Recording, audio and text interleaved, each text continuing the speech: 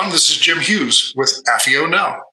We are a program of recorded presentations by former U.S. intelligence officers who have great stories to tell. Today, we have a very interesting program with a great speaker. To help me co-host today, permit me to introduce a good friend and former colleague who himself has a very strong background in East Asian affairs, and before his retirement was the Deputy Chief of our National Clandestine Service. He now teaches at the Institute of World Politics, and I'm very pleased to say is the Vice President of AFIO. Please welcome Mr. John Sano. John, welcome to AFIO Now.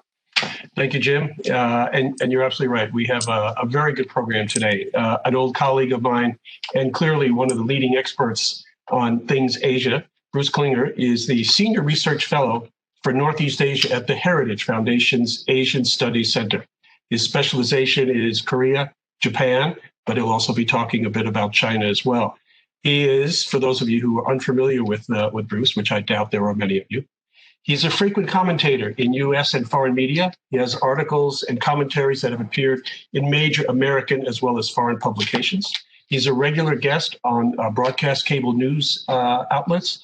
He's testified before the U.S. House of Representatives and the U.S. Senate's Intelligence and Foreign Affairs committees as an expert. From 96, by way of background, from 96 to 2001, Bruce was the CIA's Deputy Division Chief for Korea. He was responsible for all analysis of political, military, economic, and leadership issues for the President of the United States and other senior U.S. policymakers. He is a distinguished graduate of the National War College, where he received a master's in national security strategy. He also holds a master's degree in strategic intelligence from the Defense Intelligence College and a bachelor's degree in political science from Middlebury College in Vermont. I could go on and on with Bruce's accomplishments, but that would take up the bulk of our session today. So without further ado, please allow me to introduce and welcome Bruce to the podcast. Bruce, over to you. Well, yeah, thanks very much, John. Certainly there's going to be a lot of focus on what an incoming Biden administration's policies will be throughout the world. Really, though, I think the administration is going to want to focus on domestic issues, really the devastating societal and economic impacts of COVID, as well as other domestic issues. But the outside world has a tendency of intruding upon president's priorities, and they'll try to assert themselves. So, we saw that initially the Biden administration's transition team didn't include North Korea on its list of priority items. I think Kim Jong-un is just going to say, hold my beer and watch me do something, because North Korea has typically done some kind of major provocation early in both a U.S. and a South Korea administration's term. So they see it as in the words of a North Korean defector, to train them like a dog. North Korea feels that if it raises tensions, it gives them leverage in forcing the U.S. or South Korea to offer concessions in order to induce North Korea back to the negotiating table. Actually, a lot of times it has a reverse effect to Pyongyang's detriment. The Obama administration had come into office really blaming the George W. Bush administration for the stalemate in negotiations. And then even before they were able to finish their policy review, as every administration does, North Korea did a nuclear test, an ICBM test, and it led the Obama administration to adopt a stronger policy than they had originally planned on. Similarly, when Trump came in 2017, the North Koreans did a lot of missile tests and nuclear tests, et cetera. And then it led to the fire and fury and the threats of preventive attack. So it brought the peninsula much closer to war than really it had been in decades. So North Korea may decide to do that either with a reelected Trump or more likely now a Biden administration. And we'll see how the Biden administration react to that. So while the focus is on North Korea, I think it's important to point out how a Biden administration's policy would be different towards South Korea, as well as other allies. So there really is going to be, I think, a significant difference. Biden is going to go back to a traditionalist view of America's views towards alliances as based on mutual objectives, mutual values, shared objectives. Rather than a transactional relationship where the U.S. is trying to literally make a profit off of the stationing of our forces overseas. So when during these special measures agreement or burden sharing negotiations, President Trump directed his negotiators first to demand cost plus 50% in order to make a profit, and then after that, exponentially greater demands for money. So I think Biden will focus on repairing the strained alliances, reassuring our partners that America is there to defend them. Because what I've been hearing for several years now in both Tokyo and Seoul is increasingly questioning the viability of the U.S. as an ally. And that even predated the Trump administration. But as North Korea got closer and closer to having the ability to hit the continental United States with nuclear weapons. So Biden is going to drop the demands for exorbitant increases in burden sharing. And he's also said he's going to drop the threats that the U.S. may reduce or withdraw forces from South Korea, as well as Japan and other nations. So turning to North Korea, Biden, like all of his predecessors, is going to inherit a greater threat than his predecessor did. So what we've seen in the last several years is North Korea has successfully tested 2 different ICBMs that can range the continental U.S. They exploded what seems to be a hydrogen bomb, many much larger than even the atomic weapons of 1945. So they've engaged in a lot of missile testing. Last year, they had a record number of missile tests, all short or medium range, and unveiling 5 new weapon systems that threaten South Korea as well as our forces there. And then in the October 10th parade, they unveiled yet another new ICBM that's far larger than the existing ones. And it most likely is to have multiple warheads on a missile, which would be an attempt to overwhelm U.S. missile defenses. So also North Korea looks like they can indigenously produce transporter erector launchers or TELs for their ICBMs, which would enable them to deploy a lot more ICBMs into the field, another way of overwhelming U.S. missile defense systems. So Biden, I think, will go back to a more traditional bottom-up rather than top-down approach to policymaking, as well as engaging with North Korea. So President Trump obviously had summit meetings without any kind of progress at the working level, and that's quite different. And although it was no more successful than the traditional bottom-up approach, at least it did put to the test the hypothesis that some people had is, if you only have the 2 leaders get together, because Kim is the only one who can make decisions in North Korea, then we could resolve a lot of these things which can't be resolved down at the working level because North Korean diplomats are on a very short leash. Well, we tried it and it was no more successful. But Biden is not going to have sort of the impetuous tweeting out an invitation for a meeting at the DMZ as President Trump did.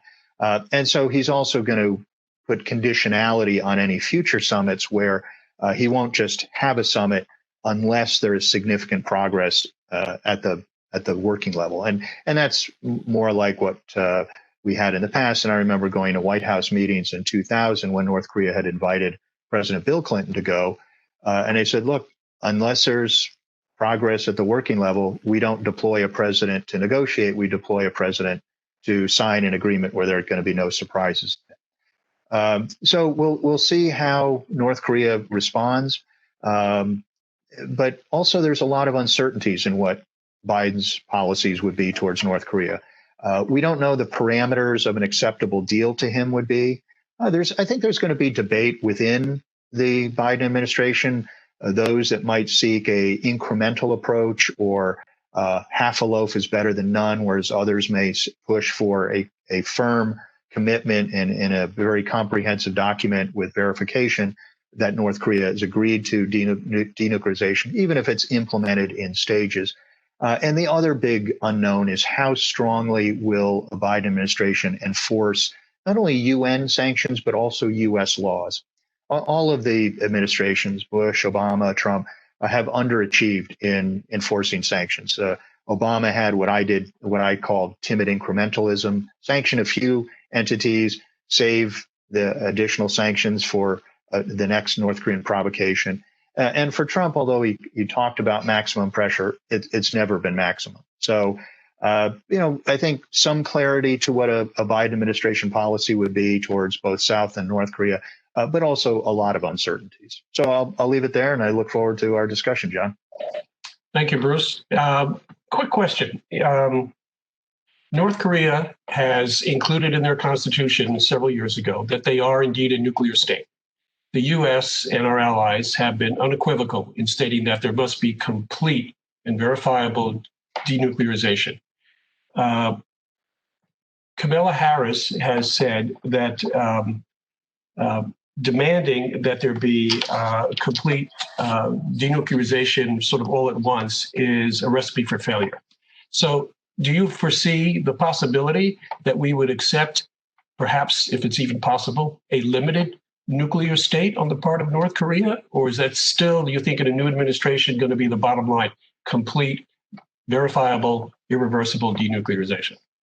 Well, the CVID, complete, verifiable, irreversible dismantlement or denuclearization, you referenced, it's not just a U.S. negotiating position. It's actually the requirement under 11 UN resolutions. So although the terminology, I think, was started under the George W. Bush administration, it's been incorporated in the UN resolutions. And so North Korea is required to abandon not only its nuclear, but also its missile and chemical and biological warfare programs in that verifiable manner. So I think the Biden administration would adhere to that. And then there's a debate amongst not only what I expect in the administration, but also amongst experts as to how to implement that. Now, some will say just absolutely give up on denuclearization. It'll never happen. So just try to cap the problem or slow down the problem. Others, I think, and it can be a bit of a question of semantics of do you try to go for it all at once or incrementally?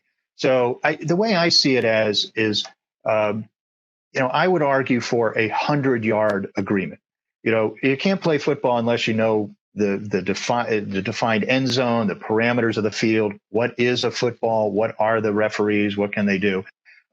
So I think you have to have North Korea say, yes, under certain circumstances, if the U.S. and others do what they promise to do, they would denuclearize. Now, you're not going to do it instantaneously. You're not going to do it in one day. You can't cut up all the weapons and destroy all the buildings.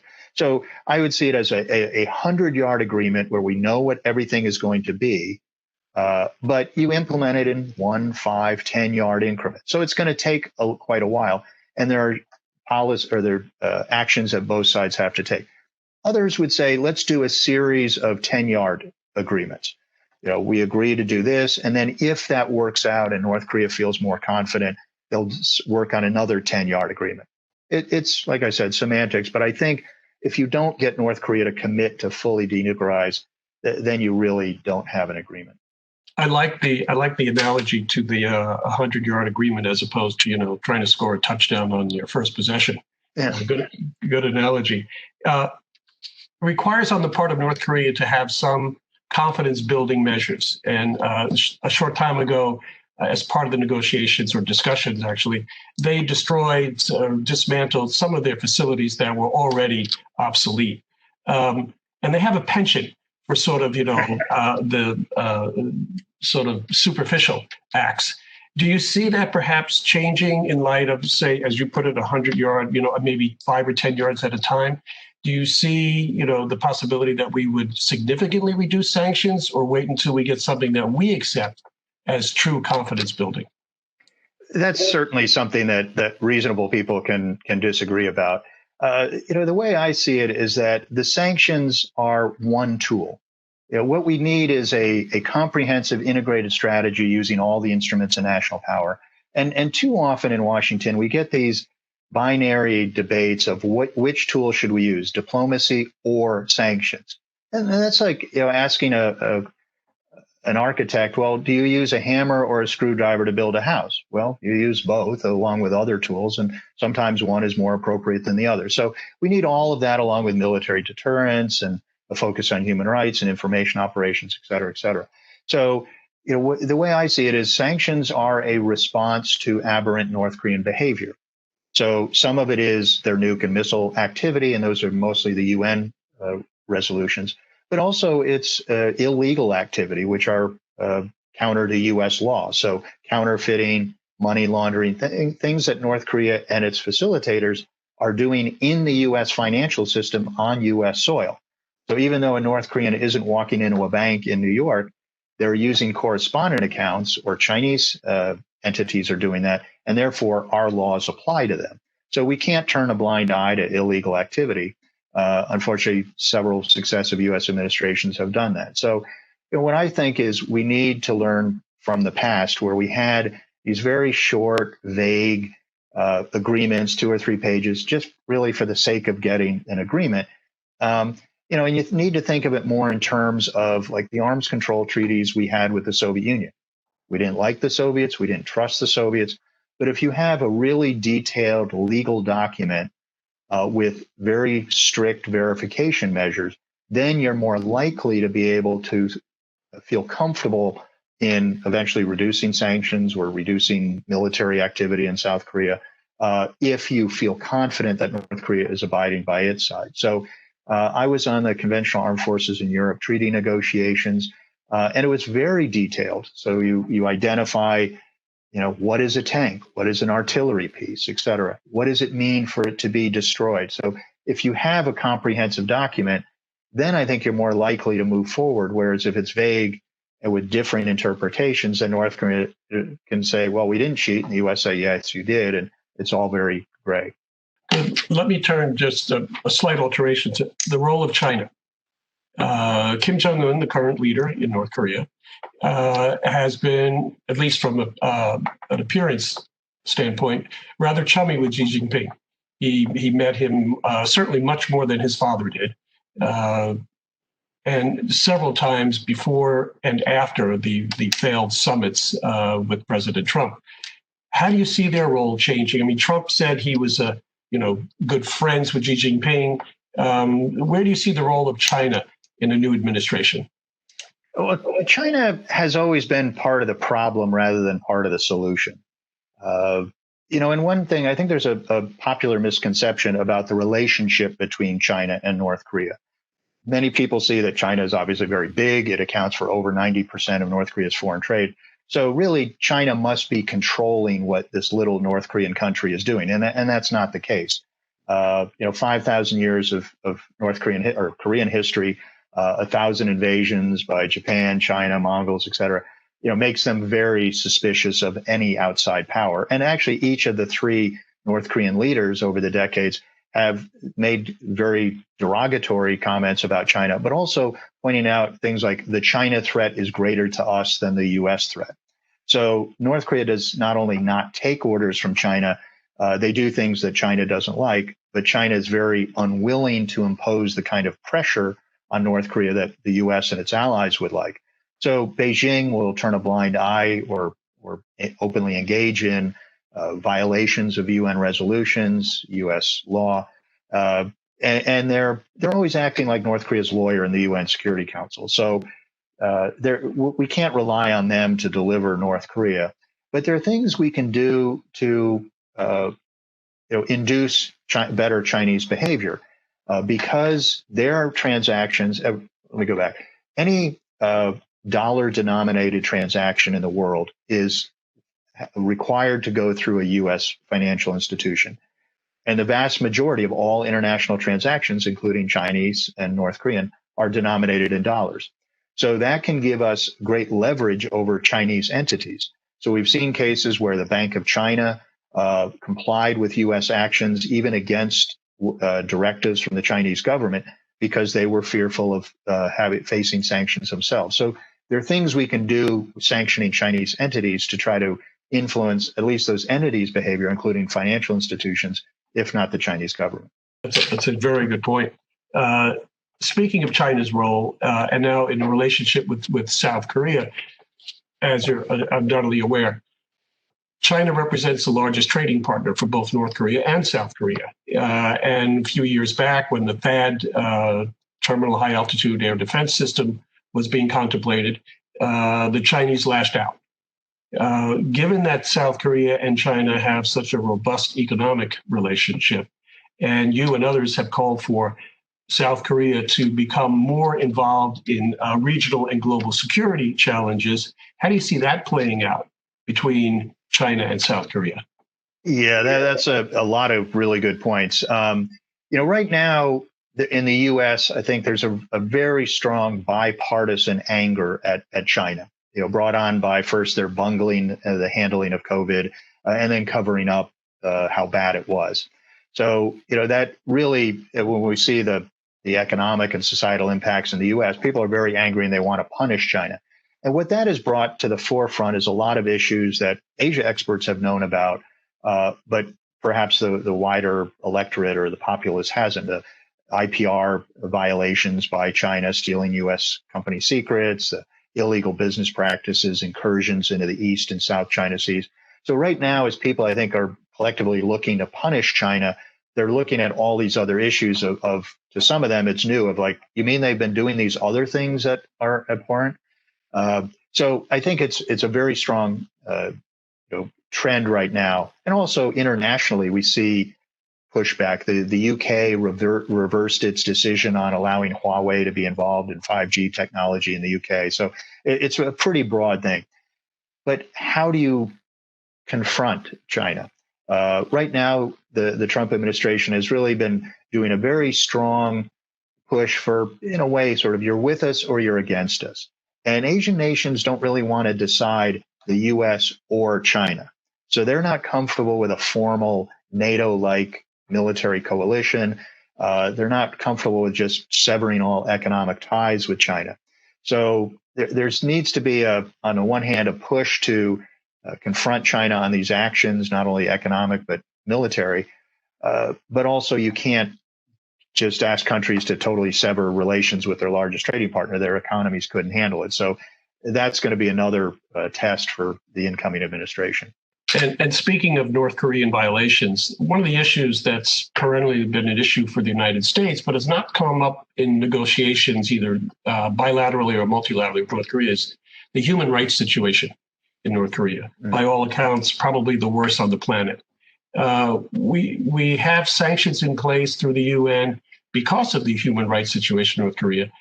What should the next administration do to sort of focus more attention on it, or to make it more of a linchpin in future negotiations? Does that supplant to a degree the issue on denuclearization, or can we do that in parallel? There's long been a debate within the Korea Watcher community of sort of security issues such as nuclear and missile programs and human rights. And the human rights often are pushed to the back seat and in favor of focusing on the threat to the U.S. and its allies. So, and then within the human rights community, there tends to be those that want to name and shame, to use a phrase, of confronting North Korea and other violators with their violations and trying to induce change. Others are more on a humanitarian side, where a hungry mouth knows no politics, provide humanitarian assistance regardless of the behavior of a regime in place. So there's a lot of disagreement. I think human rights has to be one of the components of U.S. policy towards North Korea, China, and other countries. So it's part of our value system. We can't ignore it. But then there's the debate as to how much you can influence it, or how much you make denuclearization contingent on improvement in human rights. But in the U.S. legislation, the North Korea Sanctions and Policy Enhancement Act, there are parts of that which limit a president's ability to either suspend for 1 year or eliminate U.S. sanctions. And some of the requirements are based on improvements in conditions on human rights. So it is part of U.S. law. Now, President Trump gave 3 very strong speeches at the UN General Assembly, State of the Union address, and before the National Assembly of South Korea, very critical of North Korean human rights conditions. I think more strong than any other president had done so. Then, since the Singapore summit, he's really abandoned criticizing North Korea for its human rights. So I think the first part was good, to identify the conditions, and the second part, I think, was wrong, to abandon really human rights focus in the summits. Let me ask you to put on your forecasting hat for a moment. I have 2 questions. The first one, and I'll let you answer each one separately. The first one is, last year, there was tremendous speculation that something untoward had happened to Kim Jong-un, that the young leader, who I think is only in his mid-30s, suffered some type of a medical disaster, and he was not seen for a period of time. It brought into question, what happens if he dies? Yeah. So what do you think would happen? His sister, of course, has always been named, but he got rid of his uncle, Chang Sung-tek. He got rid of a lot of generals and senior policy advisors, established his own sort of supremacy. Give me your prediction. What happens? Let's say he dies tomorrow. Well, I might give you what we used to call the CIA salute. Who knows? There's nothing in the North Korean constitution as to who would be the successor. And it's a family regime. So the thing with, playing Where's Waldo with Kim Jong-un and all the various rumors, he's dead, he's in a coma, he has COVID, he was just being safe. It really shows the limits on some of the information we have, even within the intelligence community. And, according to media reports, even the CIA didn't know for 2 days that Kim Jong-il, the father of the current leader, had died. And it wasn't until North Korea announced it. So during the time when there was a speculation of Kim being absent, I think the longtime Korea watchers, we were the ones saying, we don't know. He could be toes up on a slab, or he could just be waiting to make a reappearance. So I think the most speculation was from the media and others who hadn't been following Korea. We all said, look, each of the three leaders had times where there were rumors of his death or coma or incapacity. So we're just going to have to wait. And sure enough, Kim came back, and he's not the picture of health, but he looked pretty vibrant and lively when he made his appearance. So if he were to die either from, one too many fat-laden meals, or, if someone gave him a 9mm headache, I think right now it's likely the sister would take over. Kim's children are 10 and younger than that, so they're not ready. There was speculation that a long exiled uncle who had been ambassador to many East European countries, he had just come back to the country, and could he be groomed? He doesn't really have the political base. The formal head of the government after Kim, he doesn't have the base. So I think if it were to happen quickly, it would most likely be the sister, but she may be part of a revolutionary council or a ruling council, perhaps, rather than exercising the power solely on her own. But, what we saw with Kim Jong-un is he had really 3 years to get his act together after his father was had a coma. So the two Kims worked it out so that it wasn't a sudden change when Kim Jong-il died in December 2011. And I think maybe they're starting to groom the sister now. Okay, the second question, it's the forecasting question for you it's January 21st, 2021. North Korea, as they've done in previous new administrations, has either conducted another larger nuclear test, or they've launched an ICBM over the Sea of Japan. How does Biden react to that? Well, first of all, on the timing of a provocation, North Korea does do something usually in the first year, but it's not either before inauguration, nor is it on inauguration. It's usually a little bit after that. So there may be a little bit of breathing room. The one thing I've been wondering is, North Korea was making these threats of they would do something after December 31st, 2019, and we had a pretty quiet 2020. So I wonder if COVID actually has been a factor. So they did reduce their military exercises for a while. And even though they were doing these shorter range missiles, they didn't do the big provocation. So they may have been waiting out the election. And one of the things that I wonder is, if North Korea does a provocation to drive the U.S. back to the negotiating table, if right now COVID is preventing North Korean negotiators from meeting face-to-face with their U.S. counterparts, would they delay on a provocation because they can't drive the U.S. back to the table if they can't meet with them? I don't know, but that could be a factor. So it may not be as immediate a provocation in 2021 as we might expect. How will the Biden administration have to react? Well, I think like much of his predecessors, it would be you have to go to the UN because it's a major violation of UN resolutions. You have to seek stronger sanctions. And at this point, it may not even be new sanctions, but just better enforcement of previous sanctions. So you'll have to combat the people who say it's the U.S.'s fault for not offering concessions. You have to go to the UN, seek a new resolution, push for stronger enforcement of sanctions, including by the U.S. You're going to have to reassure U.S. allies that we are there. We will abide by our treaty commitment. We will maintain our force levels at the current levels. You have to make sure that the military deterrent shield is there to protect our allies as well as ourselves. We need to also start, I think, reviewing our missile defense systems. We've only got 44 interceptors in Alaska and California, and we're likely to fire 4 at each incoming warhead or missile. And if North Korea is expanding its missile force or warhead force, we could run out of interceptor missiles quite quickly. So, there's no magic solution. There's no Rubik's Cube combination that if only we offered these inducements or did these sanctions, North Korea will magically give up the nuclear weapons. I think it's more like the Cold War with the Soviet Union. We're in it for the long haul, as we have been, and you just have to maintain your head in the game, and then hope for a change on the ground in North Korea.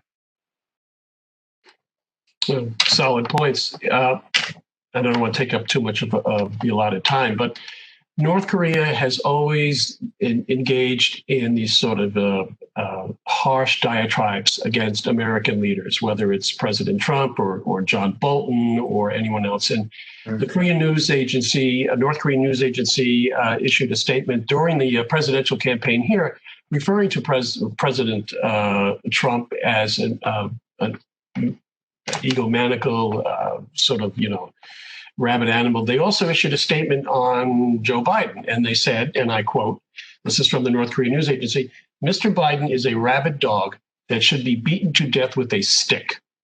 Mr. Biden's response was, and I loved his answer, "I wear these insults as a badge of honor." So while I don't, as you correctly pointed out, I don't think we're going to see a return to the bromance between the two leaders. But how do you see on a sort of personal level, if you can qualify it as such, the relationship between the new president and the young dictator? Well, North Korea propaganda writers really do have a unique art form. They refer to South Korean President Kim Dae-jung as a stinking poodle, and they dismiss President Moon Jae-in's comments as, basically inane enough to make the boiled head of a cow laugh, or all these, it's sort of like playing ad libs as a kid. You just put in, great phrases, to make it even more over the top. So on the one hand, there's a certain amount of, you need, a thick skin or water off a duck's back where you don't respond to every inane North Korean comment. On the other side, other hand, I think you do have to point out to them, it's like, guys, words matter. If you go over the top because, someone calls you a tyranny, well, you can't expect that threatening to turn Washington into a sea of fire or insulting, violent acts against a president, that's not going to help either. So, I do sort of take exception when critics of the U.S. will point to, the U.S. saying a tyranny or a thug and say, oh, my God, you're undermining diplomacy. And it's like, well, apply the same standards to North Korea. So with Biden, I think he'd be willing to, as he said, he's willing to meet with Kim, but on conditions. It's not going to be a photo op. It's not going to be a handshake. So it'll be based on progress at the working level, where you have either a completed document or significant progress towards a document.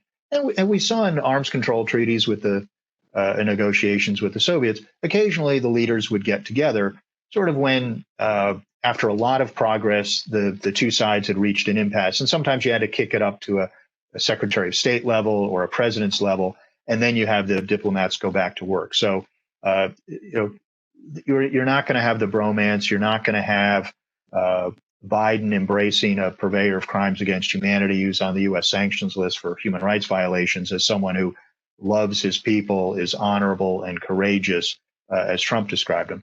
But you're also, I think, not going to have a refusal to ever meet with the leader. It's got to serve a purpose. Great conclusion, Bruce. We really do appreciate this. It's insights into a regime. They don't call it the Hermit Kingdom for nothing.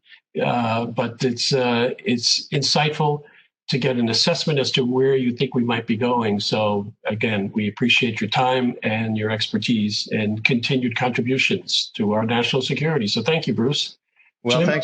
thanks very much. I'll just leave you with one thought. When you mentioned earlier that I had testified before Congress, I remember once testifying before the House Permanent Select Committee on Intelligence, and intelligence being the operative word, highly classified. We were 40 minutes into the briefing. And one of the congressmen interrupted me and said, excuse me, son, which is the bad one, North or South Korea? Well, sir, that would be the North. Okay, son, you can continue. So, I think there's still a role for experts and think tanks as well as expertise within the government. So thanks for the opportunity to talk with you today. Thank you. Thank you, Bruce. Jim, over to you. Well, this has been a very insightful discussion between two experts. I'd like to thank my co-hosts, John Sano, Bruce Klingner, and the Heritage Foundation for a great program today. Gentlemen, thank you very much.